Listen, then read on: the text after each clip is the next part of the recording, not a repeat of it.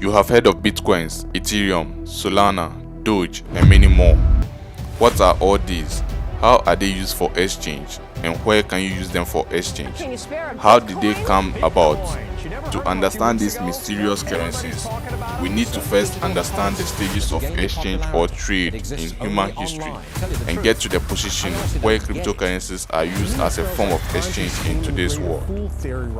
Bitcoins, maybe I should get some. Do you have any? I'll tell you what, I don't know what to do exactly with Bitcoin, and they don't look a bit like these coins.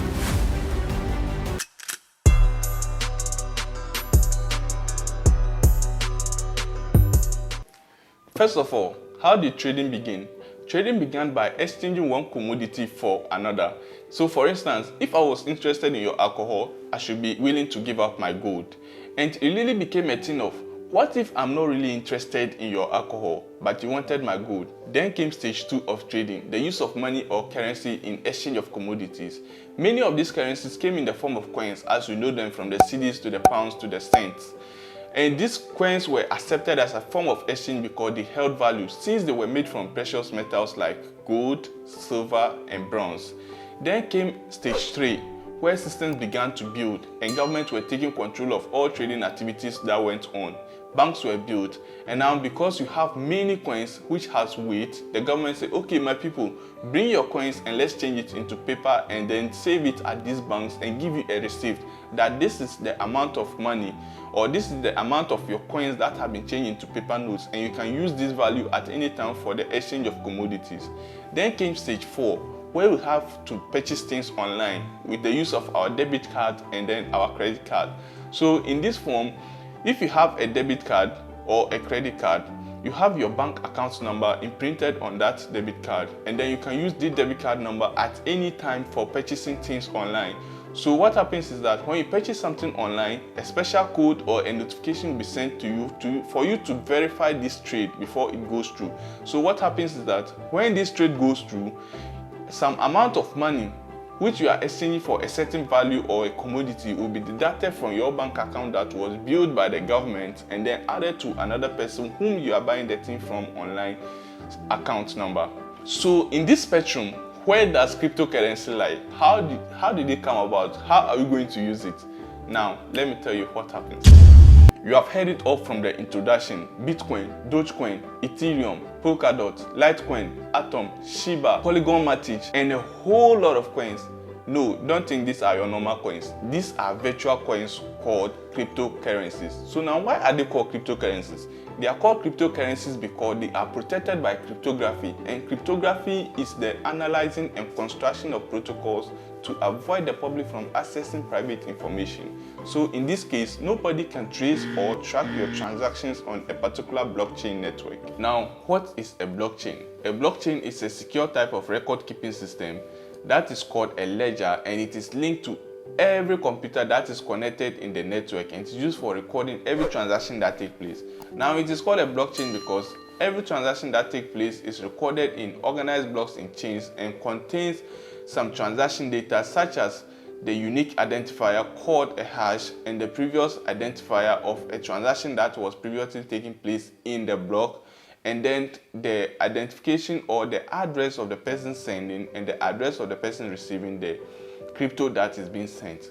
Now, in the crypto world, when we are doing exchanges, we do not consider silver, gold, or paper notes as currencies, but we are considering digital assets. Now, digital assets are anything online or assets online that contains value. This could be a simple image, or in the crypto terms, we call it cryptocurrency or crypto tokens. Now, in the crypto world, unlike our traditional banking systems where we have different banks keeping records of every transaction that takes place, there is only one book that keeps records of every transaction that is made using a particular cryptocurrency. So for instance, if you go on the Bitcoin blockchain network, there is only one ledger, that is a book that keeps every transaction record that make use of Bitcoin as a cryptocurrency and a form of exchange. So why is cryptocurrency regarded as the safest and most efficient form of transaction?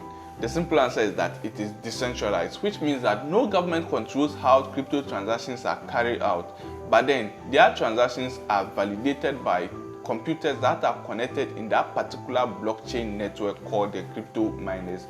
What this means is that if any computer is connected in that particular blockchain network, it has a copy of the ledger or the book that is used for keeping records of every transaction that takes place. So for instance, if a person wants to purchase something from a shop that receives cryptocurrencies, it means that the shop will now go through all the computers that are connected in that particular blockchain network to see that the person has the same balance on each of the ledgers or each of the copies of the ledgers on every computer that is connected on that blockchain network before the transaction will be made through. Else, if only one computer has that balance and the other computers do not have that balance, it means that the transaction is not going to go through. On this network, because nobody keeps the records, you can make transactions almost instantly without needing the approval like the international SWIFT system or any government approval or something like that. You also pay no transfer and interest rate upon making a transaction, and the fees are almost zero on most of the exchange platforms.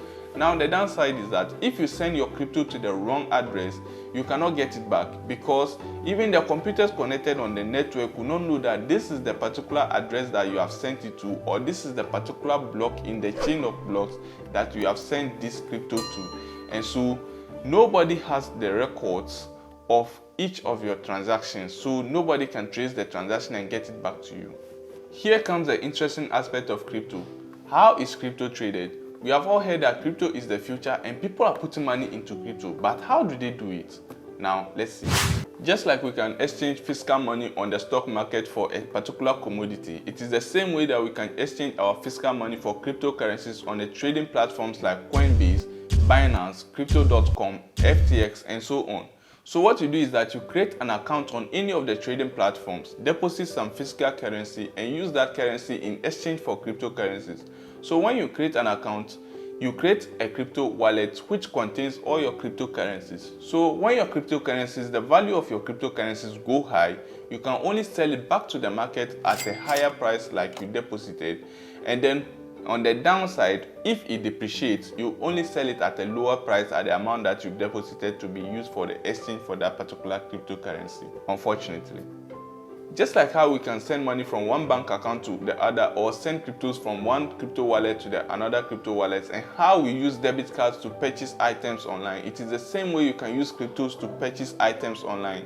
So what happens is that if you are purchasing something from someone online or a shop online, the shop or the person must have a crypto wallet with a unique identifier into which you deposit your cryptos into, and you can also convert these cryptos into physical money to see how much that amount of crypto is worth in real money. At this point, you are probably asking yourself, should you invest in crypto? Well, this is not a financial advice. My job was to come and teach you about cryptocurrency and the blockchain.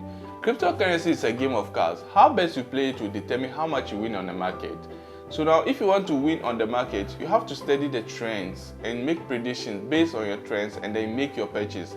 However, if you are purchasing with zero knowledge on how to study the trends and make predictions, then be ready to face the consequences of your ignorance. So if you have decided to invest in cryptocurrencies, which of them should you invest in? There are thousands of cryptocurrencies out there, aside the popular ones like Bitcoin, Ethereum, Dogecoin, or Cardano. Go onto the trading platform, study the trends, make your purchases, and wait for either the disaster or the joy. Now, this is still not a financial advice. Beware of the risks involved in trading cryptocurrencies. Good luck. Now, this is the downside of cryptocurrencies.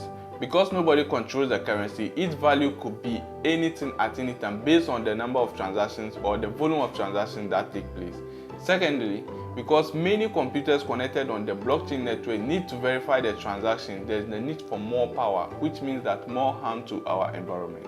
Lastly, another downside for cryptocurrencies is that it's the only form of transaction for criminals and money laundering activities because it is not regulated.